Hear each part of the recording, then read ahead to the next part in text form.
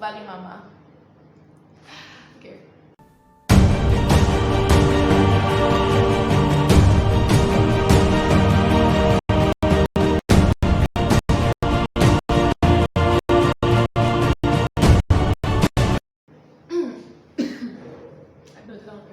Hi guys, good afternoon. Welcome to my YouTube channel. My name is Grateful Valuemama. Yeah, Grateful Valuemama. So guys, I'm so excited to be here again today. And today I want to talk about something that most people would not talk about. See, I'll talk about it because it's my channel and I decided I say here, and because I want you to know what is happening or what happened in my life. So guys, someone told me one day, I was like, they're grateful. Did you ever have anything to do with guys relationship, or like, are you always a saint? Are you a saint? You know that type of talk. Do you do bad things? I'm like, I don't know why you are seeing me, but me, I know I have had a little experience. I want to share one of them today. I think it's basically the first relationship I consciously entered into. Like, it was the first relationship I entered into, and I'm like, thinking of it now, it sounds so stupid to me, but then I'll still talk about it, so everybody will learn. So I'm going to make a point after saying the story I want to say. It's like what happened to me, and I hope we all learn from it. So when I came into higher institution, I was already a Christian. I was already born again. Yeah, before then I had my principles and things I could not do.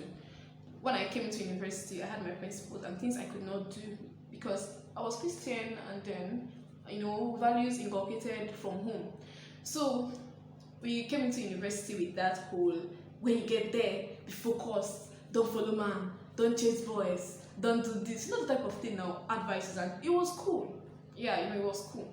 So I think in my 100 level, I did 200 level twice. That's the story from that time. Not like I failed, but in different departments. So my first and second year officially was in the main campus. That was a very big campus, lively, bustling, you know, stuff like that. So it was like, it was easy for you to be influenced if you are not careful, because life was just happening. Guys, girls, everybody's eyes open, you know, that type of thing. So I went for competitions, I met people, I met like lots of persons who did not share similar value system with me, and both people who shared same value system with me. So I think there was this there was this guy. I'll be calling him X. No, sorry, I'll be calling him Y. So you'll not be thinking I'm talking about my ex. No, I'm calling him Y. So I met Y in one of the competitions. I've known him before then though. I met him in one of the competitions I went for. So in the competitions we are close. After the main competition, we are close. We talk together, we did a lot of things together. So after that, I think a night before the competition ended, like we had to go home, he asked me out. I liked the guy. I liked him, he was fine, you know, stuff like that. So I was in a fix. And he had really asked me out before then. I forgot that part. He had asked me out already before then, through somebody, not type of indirect stuff. So when we are together that night, so not like we're alone, we're not alone. I don't take such risk at this point, like I shouldn't. So we were together, but we had our space. So he asked me out, and after much back and front, it was back and front, because I knew what was in, or let's say I did not know what was involved in somebody asking you out. So after I said, okay, yes, finally, let's date. Guys, I did not understand. No, I did not understand. So after that, I was like, you know, my boyfriend. I don't know, it sounded so in my ear. Well, yeah, we are dating then. I was a Christian. I was in campus then.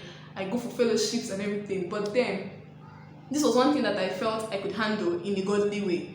We could date, and you know, we could be doing everything in a godly way. So my mind was like, we would control the friendship. He's not schooling in the same school with me and all that. So along the line, I can remember I had another competition in school, or was it a program I was to speak at in school? So I don't know whether, I think I had an opportunity of inviting a speaker to myself, so he was also good. I kind of sent out an invite to him. So he was supposed to come a day before the program, and I had someone he could stay, you get. He's supposed to come that evening, so there will be no much time, because we shouldn't just spend much time unnecessarily together. That's what I thought. So but then after I sent him the invite, he was like, okay, he was going to come 2 nights. He was like, he's going to come 2 nights before the event. And I'm like, why do you want to come 2 nights before the event? He said so he'll have time with his girlfriend. In my mind I was like, what time? We will have like some hours before the next day, so that's enough. Uncle said he needs to come 2 nights. So after I said okay, I let it go, I started thinking of it. I said, saying, God, what does this mean? I called him back. I said, no, come a day before. Or I said, and I started saying, remember I said, no, I can't say it here because of YouTube policies, but I don't know if YouTube allows this, but then no kissing, stuff like that, no this, no that, I don't do that, you already know me. He was like, yes, there will be no, I'm not planning to have anything, make out with you, but then, why would I kiss my girlfriend? Why would I?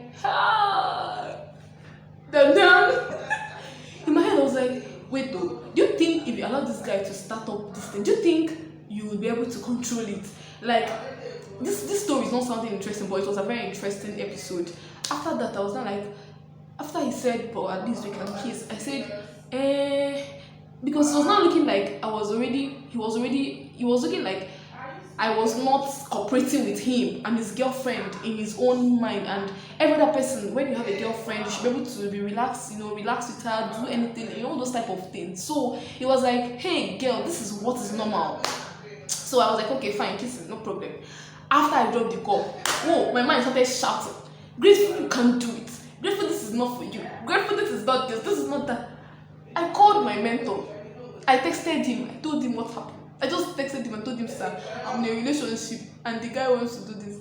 I don't know whether I was naive, but I was that innocent. I did not want to do anything that was wrong, per se. So being in a relationship itself might not be wrong, but what goes on in the relationship itself is what scares or what is wrong. Do you get? So after that, I thought. This was like 2 weeks into the relationship. Like, we just started dating 2 weeks. So after that thinking, I texted him. Thank you very much for all you have been to me. I really, really appreciate, but I'm sorry I have to break up. That was my first breakup. I did not feel it though. I'm not lying, because we do not share much in common, like much values in common. You see the line he was going.